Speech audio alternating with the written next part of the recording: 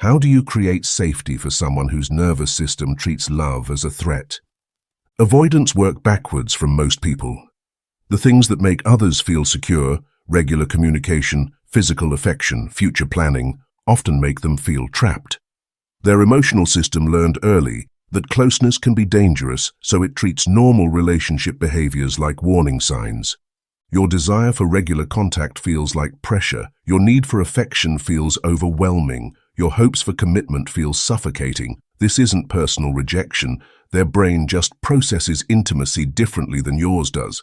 That's what an avoidance emotional alarm system looks like. Normal relationship behaviors that feel safe and loving to most people trigger their internal warning system. Your desire for regular communication feels like emotional demand. Your need for affection feels like suffocation. Your hopes for commitment feel like a trap. This isn't because they don't want love or connection. It's because their nervous system can't distinguish between healthy emotional intimacy and dangerous emotional entanglement. Both trigger the same internal alarm that says, protect your independence at all costs.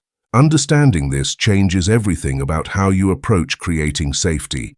You can't create safety for an avoidant the same way you'd create safety for someone with secure attachment. Their definition of safety is fundamentally different from yours.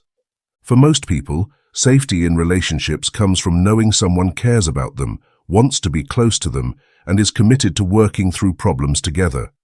For avoidance, safety comes from knowing someone won't try to control them, won't demand more than they can give, and won't punish them for needing space.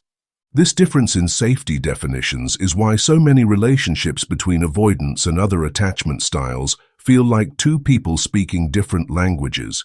You're both trying to create safety, but you're using completely different approaches. What makes this even trickier is that avoidants often don't realize they need different conditions to feel safe. They just know that traditional relationship behaviors make them uncomfortable, and they might interpret this discomfort as incompatibility rather than recognizing it as a nervous system response that can be worked with. Many avoidants have been told they're commitment phobic, emotionally unavailable, or just not ready for a relationship. But the truth is usually simpler. They need a different type of emotional environment to thrive. It's like how some plants need more shade while others need full sun. Neither is wrong, they just have different requirements. Now here's where most people get it completely wrong. They think the solution is to be more patient, more understanding, or more accommodating. They believe that if they just love the avoidant enough, consistently enough, gently enough, eventually the avoidant will feel safe enough to love them back fully. This approach fails for three crucial reasons, and understanding these failures is essential to figuring out what actually works. First, reassurance doesn't work with avoidance the way it works with other people. When you tell an avoidant, "I'm not going anywhere," or "you can trust me," their nervous system doesn't interpret this as comforting. It interprets it as pressure. Every reassurance feels like a promise they might disappoint you by not being able to reciprocate fully. What you mean as comfort, they hear as expectation. When you say, "I'll always be here for you," they hear, "You better not disappoint me by pulling away." When you say, "I understand you need space," they hear, "I'm tolerating this for now, but I expect you to change eventually." This isn't paranoia or overthinking. It's pattern recognition based on past experiences where reassurance came with strings attached. Many avoidants have been in relationships where initial understanding turned into pressure to be more available once the other person felt secure enough to start making demands. Second, patience often backfires because it can feel like waiting for them to change rather than accepting them as they are. Avoidants are incredibly sensitive to any hint that their natural way of being isn't acceptable. When you're patient with their need for space, they often interpret this as you tolerating their flaws rather than genuinely being okay with their rhythm. Nobody wants to feel like their personality requires patience to deal with. It's like when someone says they're being patient with your sense of humor, it doesn't feel like a compliment. Avoidants pick up on this subtle judgment even when you don't mean it that way. What they need instead is someone who genuinely enjoys their independence rather than someone who's willing to put up with it. There's a huge difference between tolerating someone's need for space and actually finding their self-sufficiency attractive. Third, direct communication about emotional needs typically triggers their flight response rather than creating connection. When you sit them down for a conversation about the relationship, their nervous system often interprets this as being cornered or trapped into emotional intimacy they're not ready for. The problem isn't that they don't want to talk about the relationship. It's that formal relationship conversations feel like being put on the spot to perform emotions they might not be ready to express. It's similar to how some people freeze up during job interviews, even though they're perfectly capable of doing the work. Most relationship talks start with phrases like, "We need to talk," or "I want to discuss where this is going," which immediately puts an avoidant on the defensive. They hear these words, and their brain starts preparing for either having to commit to more than they're ready for or having to disappoint someone they care about. What works better is casual, low-pressure conversations that happen naturally during other activities. Avoidants often open up more when they're doing something with their hands or when the conversation feels spontaneous rather than planned. They need to feel like they have an easy exit route, even if they don't use it. The key is making emotional conversations feel optional rather than mandatory. When they feel cornered, they shut down. When they feel free to engage or not engage, they're much more likely to actually participate. These well-intentioned approaches fail because they're based on the assumption that avoidants want the same things other people want from relationships, just delivered more gently. But that's not accurate. Avoidants need entirely different conditions to feel safe enough for love. The truth about avoidant psychology changes everything about how you approach creating safety with them. Avoidants don't feel safe when someone loves them despite their need for independence. They feel safe when someone loves them because of their independence. They don't want you to tolerate their emotional unavailability. They want you to genuinely prefer a partner who doesn't need constant emotional validation. This sounds backwards to most people because we're taught that love means wanting to be close, wanting to share everything, wanting to build a life together. But for avoidants, love that requires them to be different from who they naturally are doesn't feel like love. It feels like a transaction where they have to trade their authentic self for affection. Think about it like this. Imagine you're naturally a quiet, introspective person who recharges through solitude. Someone tells you they love you, but they'd feel more secure if you were more social and outgoing. Even if they're patient about it, even if they say they understand your need for alone time, the underlying message is that your natural way of being isn't quite enough. That's how many avoidants experience relationships, even loving ones. The love feels conditional on them becoming more emotionally available, more communicative, more traditionally romantic than feels natural to them.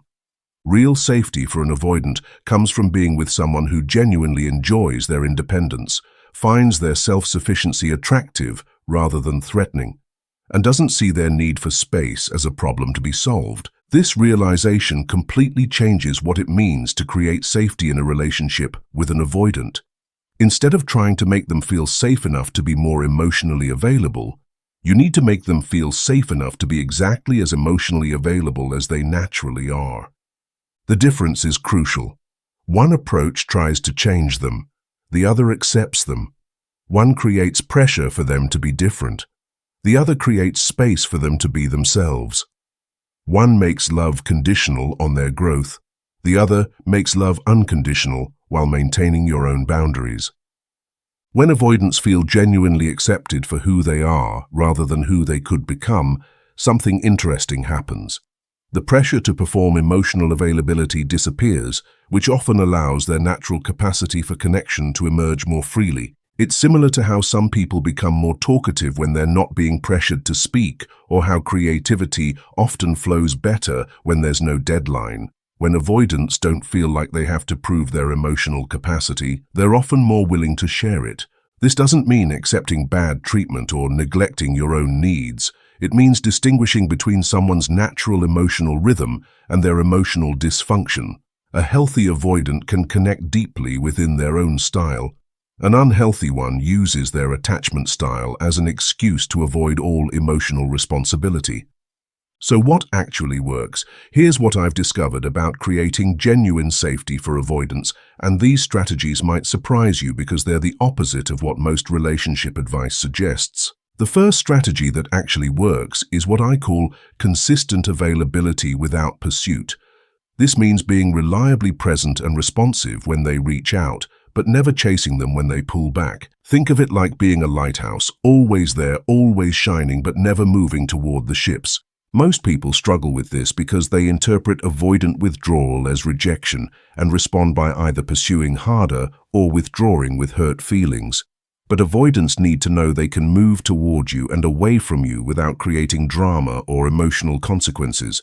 The key is understanding that their withdrawal isn't about you. It's about them managing their own emotional capacity.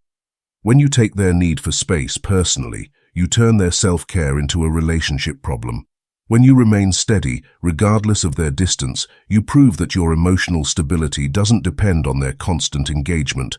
This consistency creates a safe base they can return to without having to manage your emotions about their absence. They start to trust that you'll be the same person, whether they've been close or distant, which makes closeness feel less risky because they know distance won't be punished. What makes this particularly powerful is that most people in their past have either chased them when they withdrew or punished them for needing space. Your ability to remain warm but unbothered by their rhythm becomes a unique experience that stands out from their relationship history. The second strategy is emotional mirroring without withdrawal. This means matching their energy level without becoming cold or punishing. When they're warm, you're warm. When they need space, you give space while maintaining your own positive energy. This is different from playing games or being strategic about your responses. It's about genuinely respecting their emotional rhythm instead of trying to speed it up or slow it down. It's like dancing with someone. You follow their lead without losing your own grace. Most people either chase when an avoidant creates distance, or they withdraw with hurt feelings. Both responses create anxiety for the avoidant because they suggest that your emotional state depends on theirs. When you can mirror their energy without any emotional charge, you're showing them that connection doesn't require emotional enmeshment. The trick is learning to match their pace without losing your own enthusiasm for the relationship. This requires genuine emotional security on your part. You can't fake being unbothered by their distance if you're actually hurt by it. This is why working on your own attachment security is often the most important step in creating safety for an avoidant. When you're genuinely okay with their rhythm, it shows. When you're just pretending to be okay while secretly hoping they'll change, that shows too. Avoidants are incredibly sensitive to hidden agendas, even well-meaning ones. The third strategy, and this one is crucial, is creating safety through space rather than closeness. This means actively encouraging their independence, celebrating their self-sufficiency, and showing genuine enthusiasm for their individual interests and goals. Instead of trying to create more togetherness, you create safety by proving that you don't need them to be anyone other than who they are. You're not trying to merge lives. You're trying to build something that enhances both of your individual lives without threatening either one. This approach feels counterintuitive because most relationship advice focuses on building intimacy through sharing and closeness. But with avoidance, intimacy often develops through parallel independence rather than intertwined togetherness. The fourth strategy that creates real safety is being impressively unbothered by their emotional unavailability. This doesn't mean being cold or indifferent. It means genuinely finding their self-contained nature attractive rather than threatening to your own security. When an avoidant realizes that their emotional independence doesn't trigger your insecurity, abandonment fears, or need for validation, something shifts in how they see you. Instead of being someone whose needs they have to manage, you become someone whose emotional strength matches their own. This is what many people get wrong about loving avoidance. They think they need to be patient with avoidant behavior, but patience implies that you're tolerating something you don't actually enjoy. What creates real safety is genuine appreciation for the way avoidants naturally operate. Think about the difference between someone tolerating your sense of humor and someone genuinely finding you funny. The tolerance feels like charity. The genuine appreciation feels like recognition. Avoidants need to feel recognized rather than tolerated. Now, before you try any of this, there's something crucial you need to know about the limits of these strategies and how to protect your own emotional well-being in this process. Creating safety for an avoidant doesn't mean sacrificing your own needs or accepting less than you deserve from a relationship. The strategies I've described work when both people's natural styles are compatible, but they can't bridge fundamental incompatibilities. If you need regular verbal affirmation, obvious displays of affection, and frequent emotional intimacy to feel secure, you might not be compatible with someone whose natural style is emotional independence. That's not a failure on either person's part, it's just a mismatch in core relationship needs. The key is distinguishing between working with someone's natural style and enabling their avoidance of growth. A healthy avoidant can engage emotionally when it matters, can show affection in their own way, and can commit to building something meaningful with you. An unhealthy avoidant uses their attachment style as an excuse to avoid all emotional responsibility.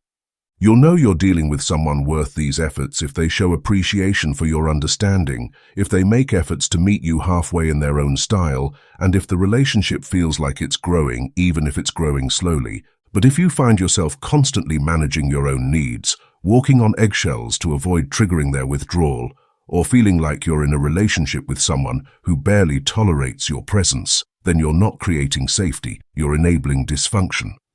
Some people confuse accommodating someone's attachment style with accepting poor treatment. Understanding why someone behaves a certain way doesn't mean that behavior is acceptable if it consistently hurts you or prevents the relationship from meeting your basic needs. The most important thing to remember is that you can't love someone into feeling safe if their nervous system is fundamentally incompatible with intimate relationships.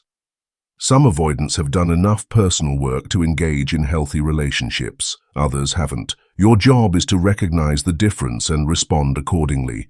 Creating safety for an avoidant is about finding someone whose natural emotional style is compatible with yours, and then building something beautiful within those parameters. It's not about fixing someone or changing their attachment style through the power of your love. When you understand what actually creates safety for avoidance, predictable independence, emotional mirroring, space without abandonment, and genuine appreciation for their self-sufficiency, you can build relationships that feel secure for both of you. But remember that compatibility is a two-way street. While you're learning to create safety for them, pay attention to whether they're capable of creating safety for you in return. The healthiest relationships happen when both people's natural styles complement rather than constantly trigger each other. Have you tried creating safety for an avoidant using traditional methods that didn't work? Drop a comment about what you learned from that experience. If this helped you understand what avoidants actually need to feel secure, like this video, and subscribe for more insights about building healthy relationships across different attachment styles. Thanks for watching.